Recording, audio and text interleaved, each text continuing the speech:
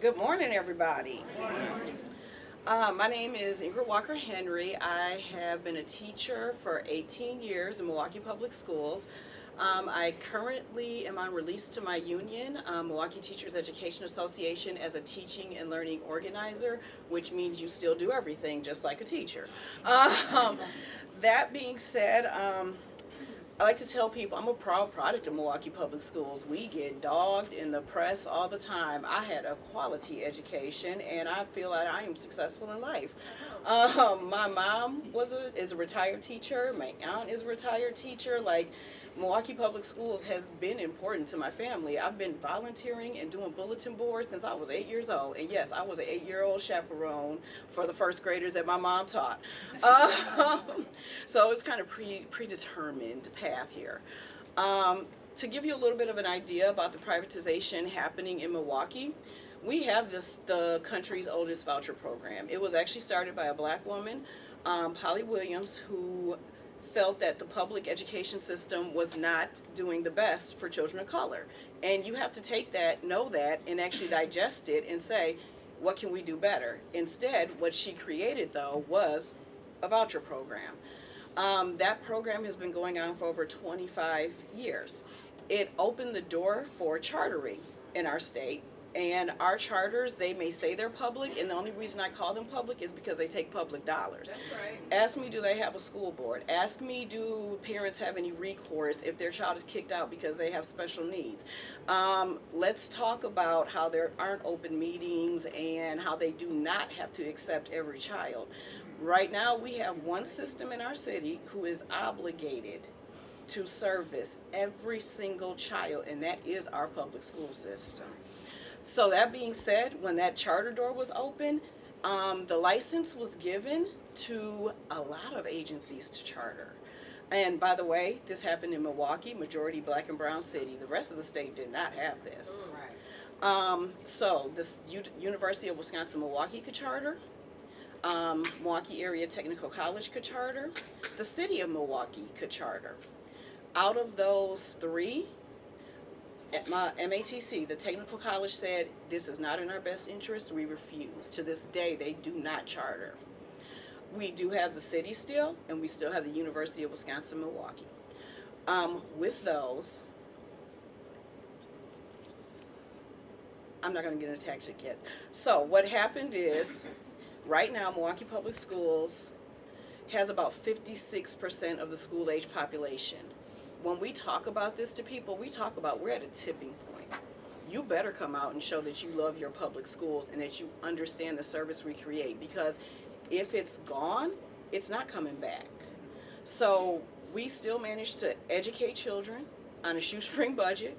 We're still the entity that can say we have licensed teachers. We do service special ed. We do work with English language learners. Heck, we have the largest Montessori program in the country. We also have one of the largest bilingual programs in the country. These are the things you will lose if you don't support us. But what is that choice, that word choice, that I'm Happy Journey for Justice is trying to take back with the We Choose campaign, if you're not following them or whatever.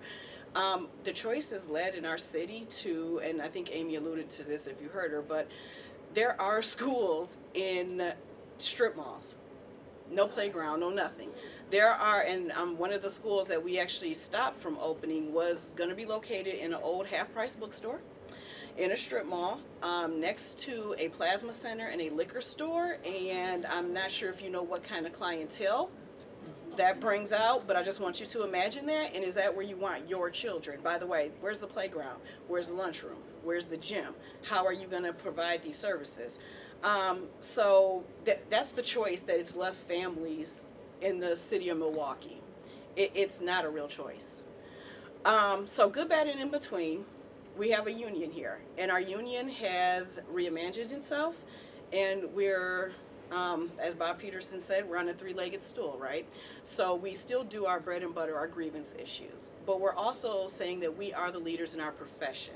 We are taking back teaching, and we know what's best for our children. We also know that this fight is not by ourselves, so we darn sure better care for the fight for 15. That's right. In fact, that affects our parents. That's right. That is, when we talk about, the children's home conditions and they're not ready for school, why do you think that is? Moms and dads are working 2 and 3 jobs. They don't have the time to help with the homework and everything else. They're in survival mode. So, immigrant rights, the fight for 15, just anything that affects our children, we better be there for. And so we have that idea going. And the problem is, though, unions have a reputation, I'm sure you know. And it seems to never be good. It's been a bashing, at least I can tell you, on our right-wing radio since the 80s. We had Charlie Sykes and Mark Belling. Sykes on MSNBC. I know he's trying to rehab his image.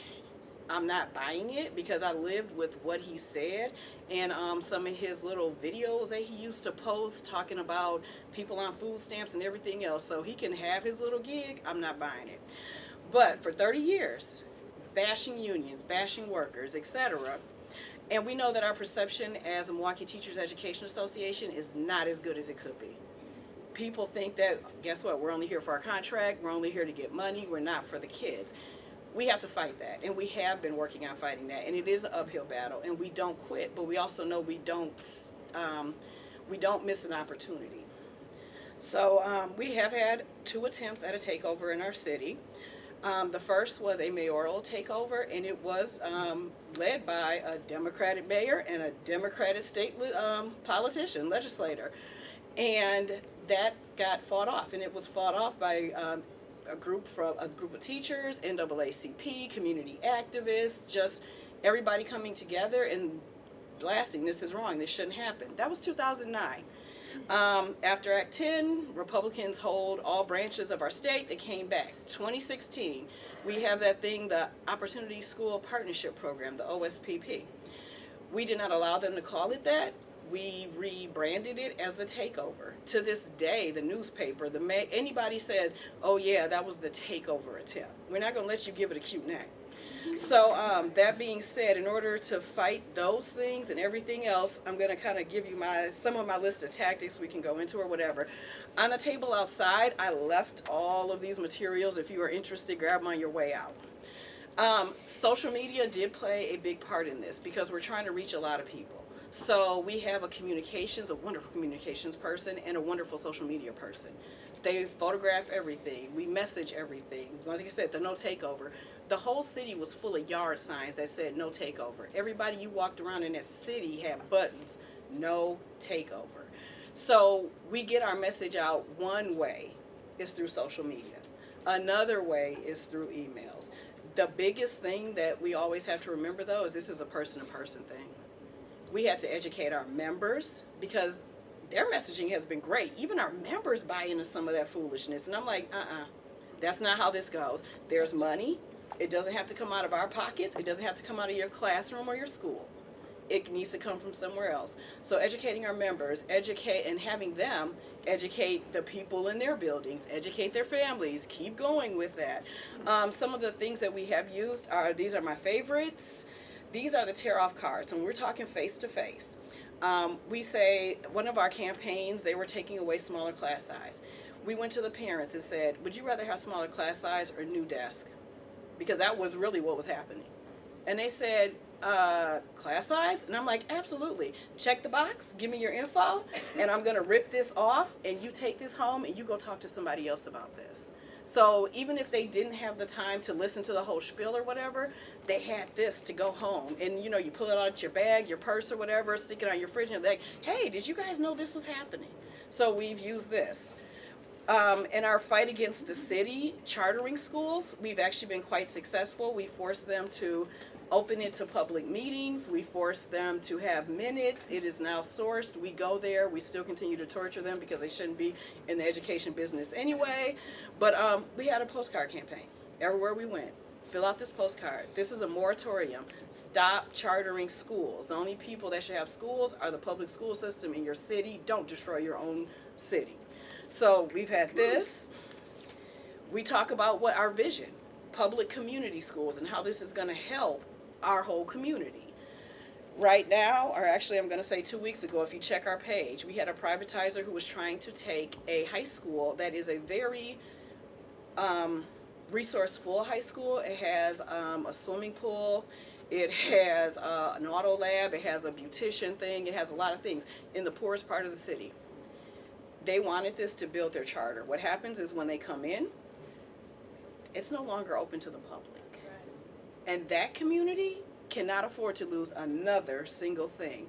So with the students in the building, the educators in the building, the alum groups, different community, we held a press conference. And we basically said, we know you're coming, don't. And they withdrew their charter proposal.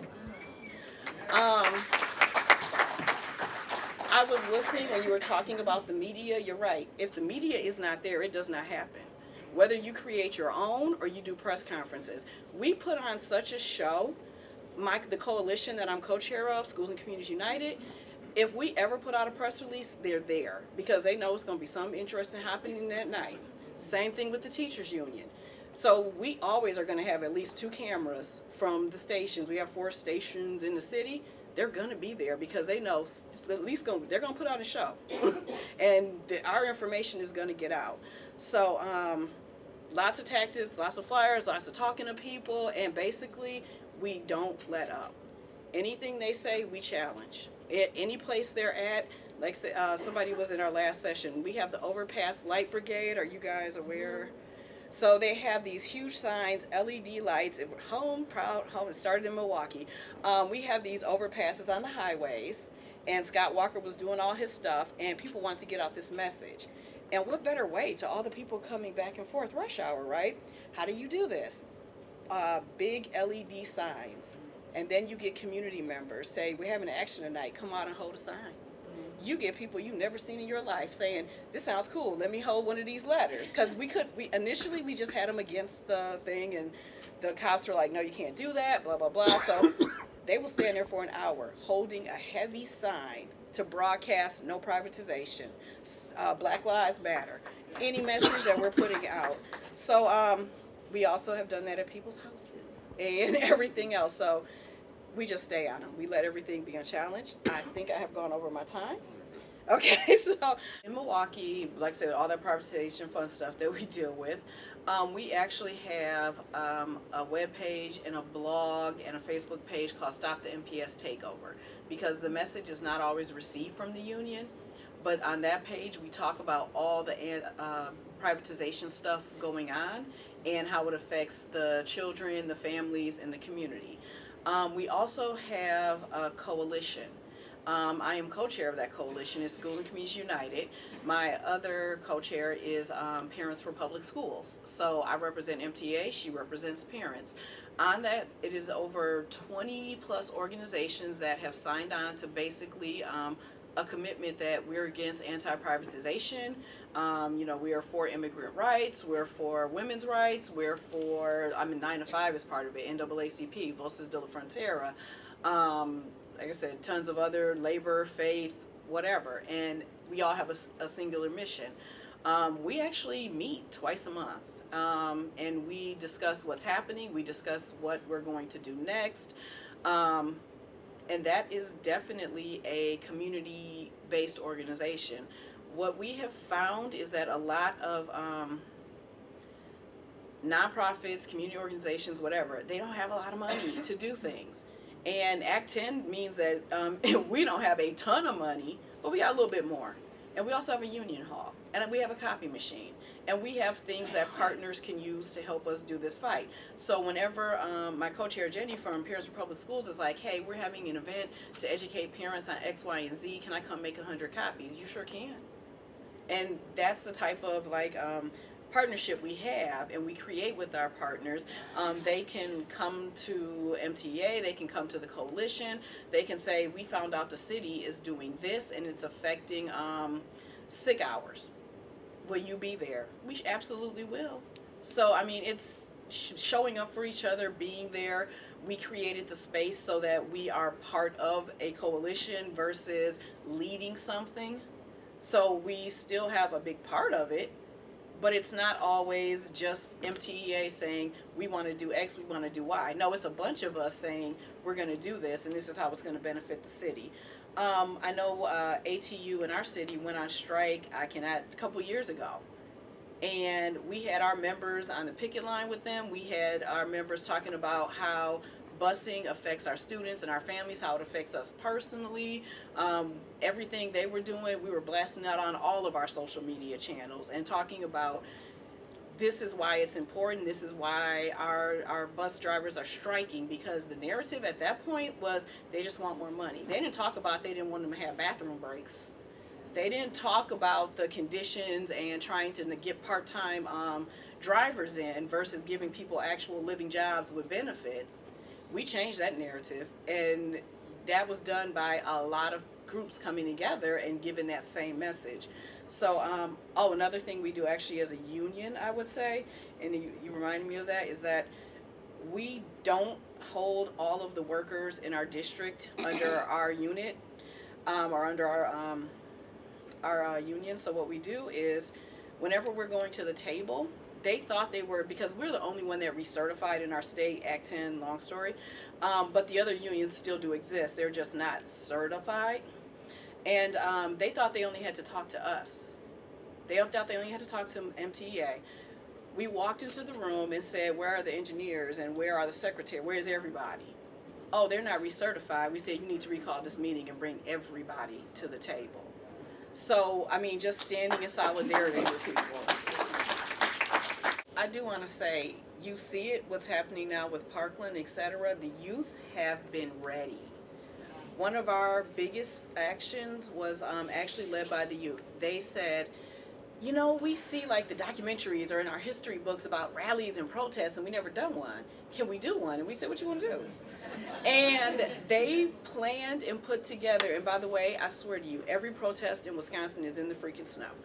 I get cold every time I think about them. But they planned a rally at a school and to walk to the governor's house, which was about, I don't know, 4 blocks away, 5 blocks away. So they planned the whole thing. They called out all the groups. We said, all right, we'll be right behind you. They spoke at the rally. They led the protests with the signs and the megaphones and took us to the house. And it was actually a huge deal. We actually even had the helicopters above, because they had to stop all of the traffic because there were a couple hundred of us in the snow walking to the governor's house to say, stop the budget cuts to schools. So all the youth are ready. We just got to let them go and just provide the support that they send so that people are aware that, you know what, they're doing some real shady stuff and you need to contact whichever legislator is on this. But yeah, we have to force them, even the public, and then do what you can with the private to actually put it on paper, give us who's bidding on what, who's doing whatever, because like you said, they're doing this stuff in the middle of the night. So our school board, we have 9 elected officials, which I guess is kind of large for a school board. And we get in every single one of those races. Our PAC is going to interview people. We're going to then do the endorsement and the phone calls and the blah, blah, blah. That being said, we have a huge disappointment in one of the people that we endorsed. And we will not be endorsing him. And we will be looking, and we're trying to get retired educators on that board because you know what's really happening in the building, etc. So sometimes that works, sometimes it doesn't. We are in alder races, because alder and county supervisor races, because they do control some of the charter schools and some of the policies around those, and getting to the point where they have somewhat done a moratorium on chartering. It's because of the pushing and the endorsements and the calling and the constantly, basically, we have been called bullies, and I'm okay with that. Yeah. So like I said, I don't view any relationship with an elected official as something solid, because I have not seen one of them 100% do anything that I'm in favor of. Are there some that are more friendly, some that we can push, some that, you know, whatever? Yeah. And I will work with any of those. And those that don't, they know there are consequences.